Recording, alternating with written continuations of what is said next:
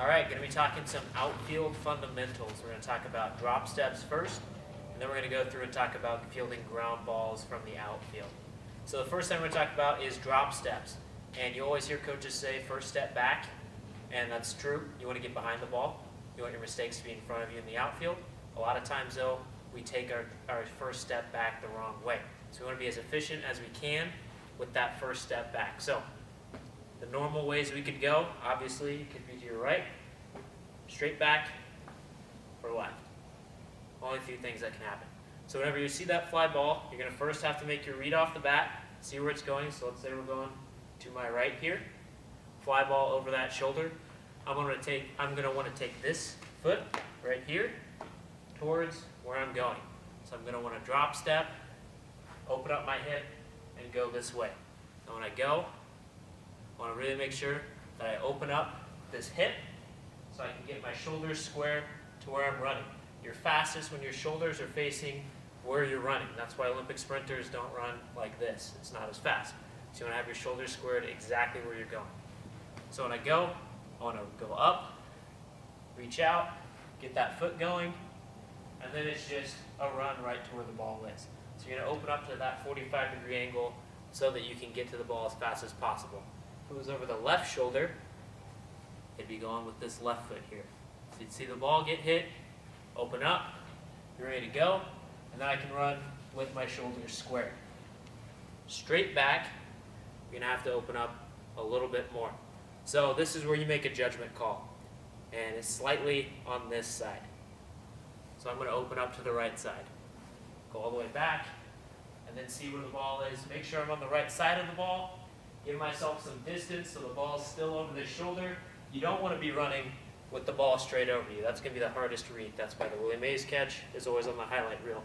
We're going to make it as easy as we can so we can catch it over our shoulder here and be lined up for a throw back in. If it was over the left shoulder, we'd use our left foot, do the same thing.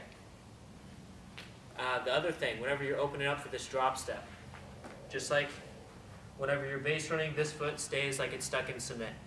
So you don't want to drop step, going forward, and then going. This foot stays in the ground, or this foot, depending on which side you're going. This foot, if we're going here, stays in the ground. I want to come forward and then go. If I'm going the other way, I don't want to come forward and go.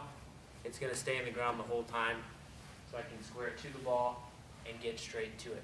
From there, it's just a matter of making the catch and then getting the ball in. The next thing we're going to talk about is getting ground balls. So, got my cone set up here. It's a nice little drill you can do to get them in the habit of getting around the baseball so that they can field it on their glove side and get it back in. You want to get around the baseball because you want to get your momentum going to where you throw. So if I were to field the baseball,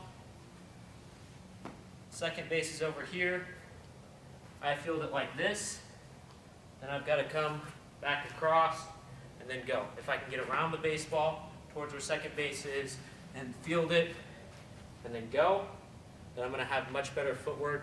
I'm going to stay in line to get my throw right to where second base is.